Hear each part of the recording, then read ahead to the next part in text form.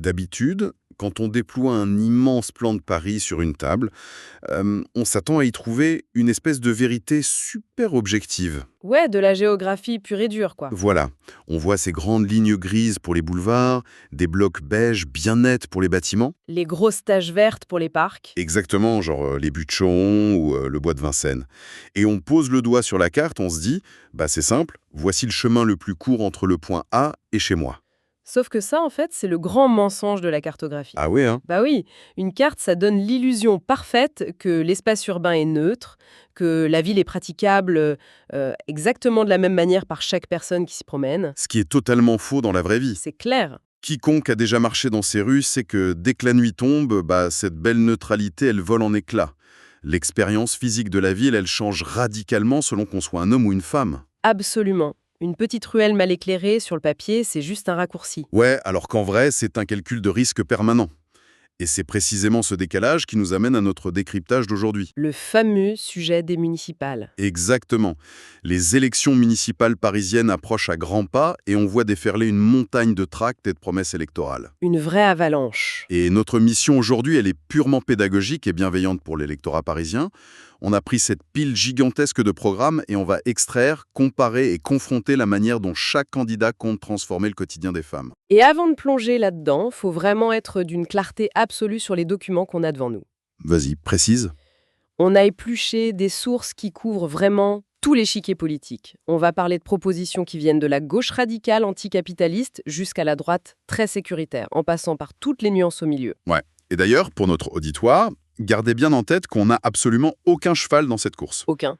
Notre but, c'est pas de distribuer des bons ou des mauvais points, et on ne cautionne aucune de ces idéologies. On est juste là pour lire les plans de construction que ces candidats proposent pour Paris. On regarde les mécaniques, on explique comment ils comptent s'y prendre. Voilà, de manière totalement impartiale.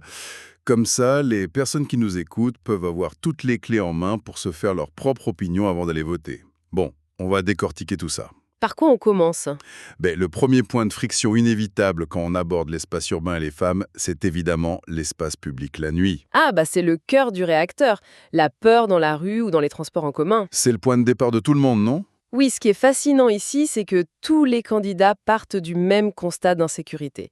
Mais alors, leurs solutions sont philosophiquement opposées. En gros, on a l'approche par la force brute, l'approche par l'algorithme et l'approche hyper ciblée. Ok, commençons par la force brute. Rachida Dati, par exemple, elle propose un déploiement vraiment massif. Elle annonce 5000 policiers municipaux armés 5000, c'est énorme. et avec des antennes de police installées directement dans les bois de Vincennes et de Boulogne. Elle propose même carrément la fermeture nocturne du Champ de Mars. Attends, la fermeture du Champ de Mars. Ouais. Mais comment on ferme un espace de 24 hectares en plein Paris? C'est la grande question. Et puis c'est un peu un aveu d'impuissance, non? Plutôt que de sécuriser le parc, on met un cadenas géant dessus. C'est une vision d'une ville qui se barricade, ouais. L'idée sous-jacente, c'est que si on ne peut pas tenir l'espace par l'autorité publique, on le soustrait au public pour éviter les agressions. Et de son côté, Thierry Mariani adopte une posture un peu similaire, mais plus mobile, on va dire. C'est-à-dire, il y a des bouches de métro quand elles ferment. L'outil principal, ça reste l'uniforme. D'accord, donc ça, c'est la présence humaine. Voilà. Mais alors, de l'autre côté du spectre, on a l'approche de la candidate Sarah Knafo. Et là, on entre quasiment dans la science-fiction. Ah oui, le fameux projet d'éclairage. Et c'est ça. Elle propose de mettre fin à l'extinction des lumières la nuit, ce qui d'ailleurs tranche pas mal avec les politiques écologiques du moment, mais surtout, elle veut déployer des réverbères dotés d'intelligence artificielle. Des lampadaires intelligents? Mais comment ça marche concrètement? La mécanique technologique, elle repose sur des capteurs sonores et visuels qui seraient intégrés au mobilier urbain. Ok.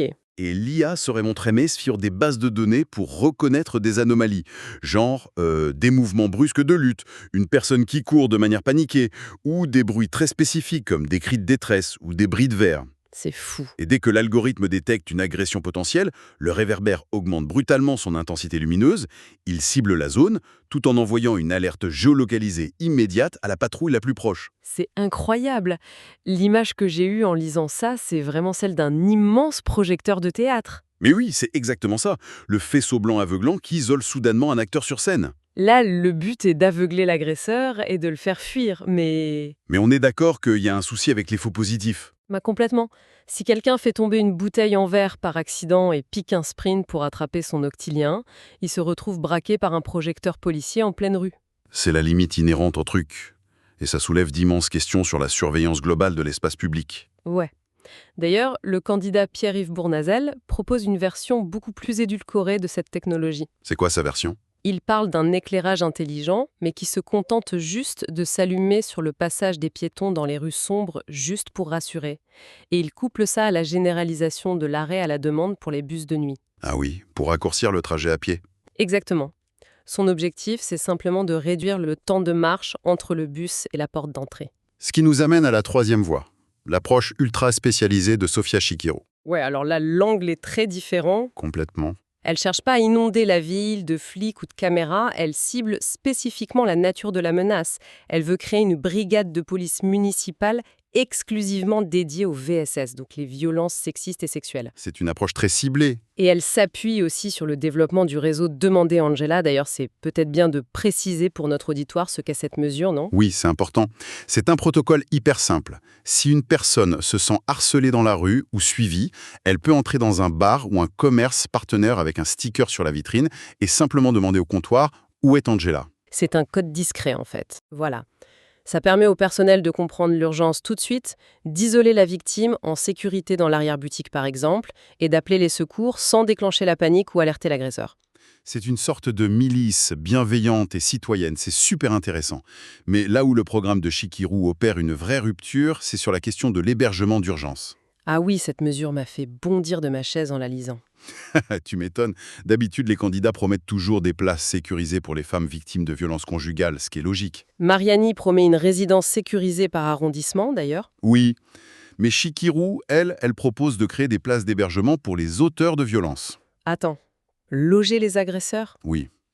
Son but assumé, c'est que la victime n'ait pas à fuir son propre domicile. Mais légalement, comment une municipalité peut forcer un homme, qui n'est même pas encore jugé coupable, à faire ses valises pour aller dans un centre municipal?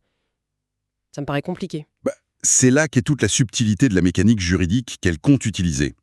Elle veut s'appuyer sur le contrôle judiciaire. Ah, d'accord. En gros, avant même un procès, un juge peut imposer à un individu soupçonné de violence une interdiction d'approcher le domicile conjugal. Le vrai problème aujourd'hui, c'est que ces hommes n'ont souvent nulle part où aller. Ce qui bloque le système. Exactement. Ça complique l'éloignement effectif, ou bien ça pousse la justice à laisser la victime partir par défaut, souvent en urgence avec les enfants sous le bras. Donc, en créant un parc de logements dédié spécifiquement aux auteurs sous contrôle judiciaire, la mairie offre à la justice une solution logistique clé en main. C'est ça. On renverse complètement la charge de la fuite. Ce n'est plus à la victime, qui est souvent en état de choc, de partir en pleine nuit vers un foyer d'hébergement inconnu. C'est un renversement total du scénario. Et c'est là que ça devient vraiment intéressant. Parce que si on arrive à sécuriser la rue ou le foyer conjugal, c'est un super début. Mais l'expérience de la ville, elle s'arrête pas aux agressions.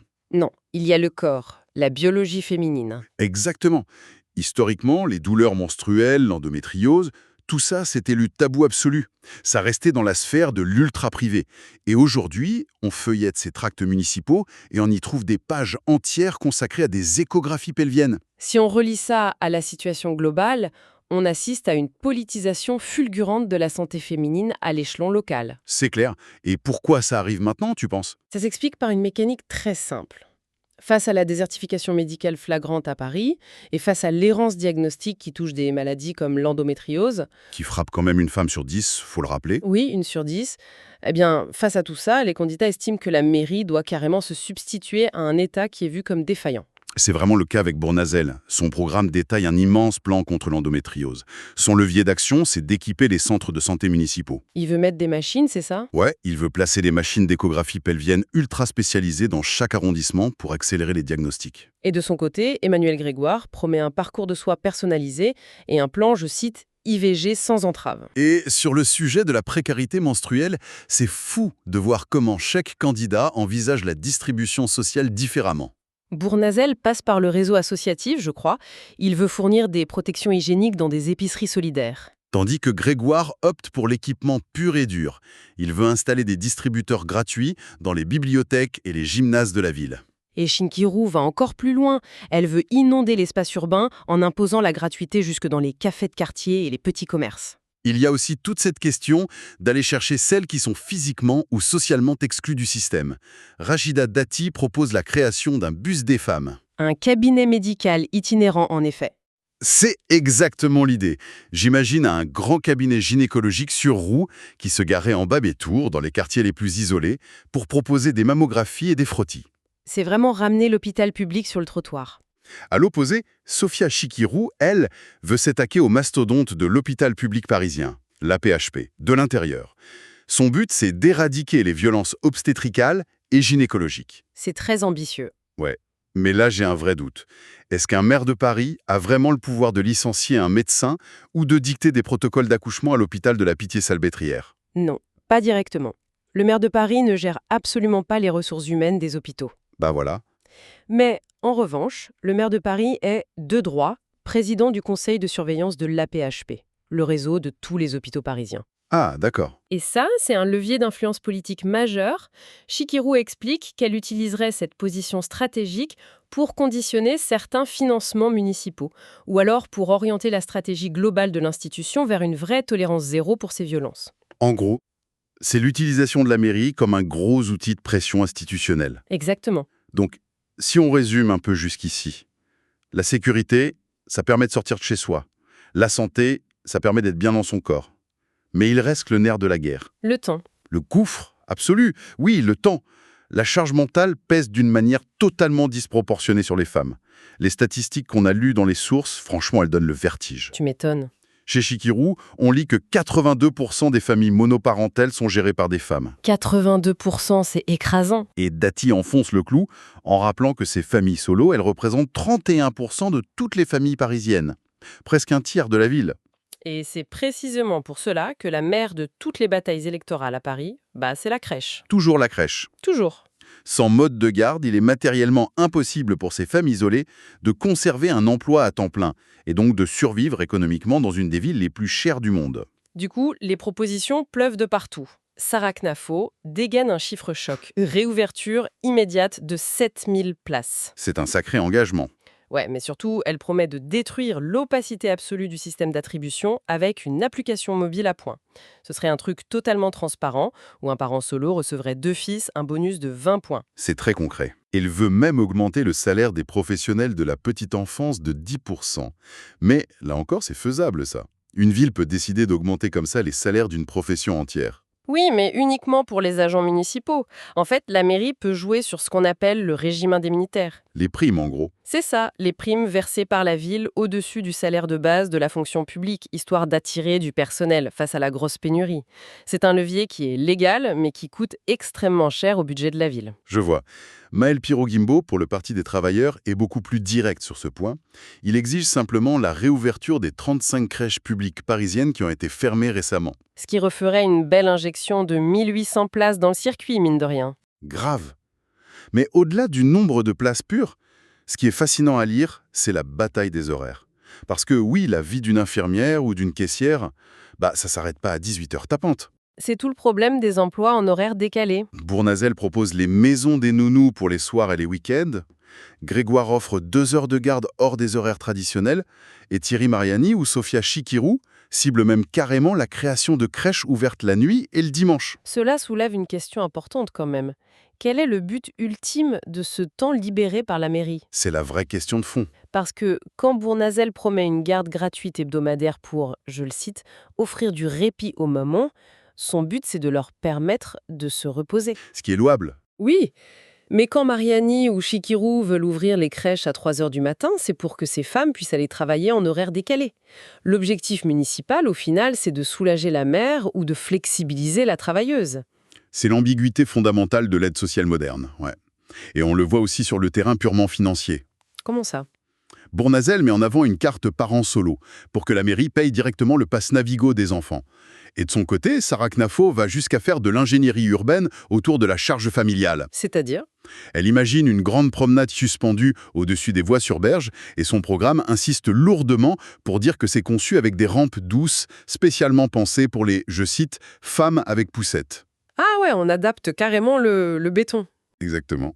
Alors, avec toutes ces propositions hyper ciblées, l'endométriose, les poussettes, les crèches de nuit, on a un peu l'impression d'avoir fait le tour. Et pourtant, Et pourtant, quand on épluche la pile de sources jusqu'au bout, on tombe sur des programmes entiers, hyper denses, où le mot femme n'apparaît quasiment pas. c'est vrai. Rien ou presque, chez Blandine Chauvel, pour le NPAR.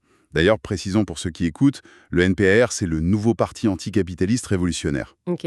Rien non plus chez Maël Pierrot-Guimbao, du Parti des Travailleurs, et rien du tout de genré chez Marielle Saulnier pour Lutte ouvrière. Ont-ils oublié la moitié de la population parisienne en imprimant leur tract? Absolument pas. C'est un positionnement idéologique qui est radical et totalement assumé. Explique un peu comment ils voient la chose. En fait, ces candidats s'appuient sur une grille de lecture purement marxiste. Pour eux, l'insécurité nocturne, la précarité menstruelle ou l'épuisement d'une mère célibataire, ce ne sont pas des problèmes de genre en soi. C'est quoi alors? Ce sont des symptômes. Le symptôme d'un système capitaliste global qui écrase la classe ouvrière. Ah, je vois. Si on file une petite métaphore de plomberie ou d'infrastructure, c'est comme si on essayait de réparer une fuite d'eau massive dans un immeuble en achetant sans cesse de meilleurs seaux. Des seaux comme les crèches de nuit ou les applis à points. Voilà, au lieu de simplement descendre à la cave et de couper la grosse vanne principale de la précarité. C'est une super image. Et pour eux, la vanne principale, c'est le salaire. Tout simplement. Blandine Chauvel ne s'embarrasse d'aucune micro-mesure ciblée. Elle exige direct une augmentation immédiate de 400 € net pour tout le monde, un salaire minimum à 2000 € net et l'interdiction de tout licenciement. Alors, qu'est-ce que tout cela signifie au fond? Il y a une certaine ironie, non? Une ironie sociologique qui est même redoutable, ouais. Même si ces programmes refusent complètement l'étiquette féministe classique ou les mesures spécifiques aux femmes, leurs propositions universelles bénéficieraient d'abord et massivement aux femmes. Parce qu'elles sont surreprésentées dans ces métiers-là. Exactement. Ce sont les femmes qui composent l'écrasante majorité des travailleurs pauvres, des temps partiels subis, des agents d'entretien, des aides à domicile. En augmentant les plus bas salaires de manière indifférenciée, tu touches directement le cœur de la précarité féminine. D'ailleurs, l'histoire racontée par Marielle Saulnier dans ses documents de campagne illustre parfaitement cette mécanique de classe. Ah oui, l'histoire de l'infirmière. Ouais, elle prend l'exemple d'une jeune infirmière diplômée qui bosse à Paris. Cette femme, elle s'est retrouvée à vivre dans un foyer d'hébergement d'urgence pour femmes. Et en lisant ça, on pourrait tout de suite croire qu'elle fuyait un conjoint violent, par exemple. C'est le réflexe qu'on a. Mais pas du tout. Elle y dormait simplement parce que la spéculation immobilière et les loyers parisiens sont tellement délirants que c'était impossible de se loger avec son seul salaire d'infirmière. C'est dingue. La vulnérabilité qui l'a jetée dans ce foyer, elle n'était pas liée à son genre, elle était purement liée à sa classe sociale et à son pouvoir d'achat. Et c'est crucial de rappeler d'où parlent ces candidates.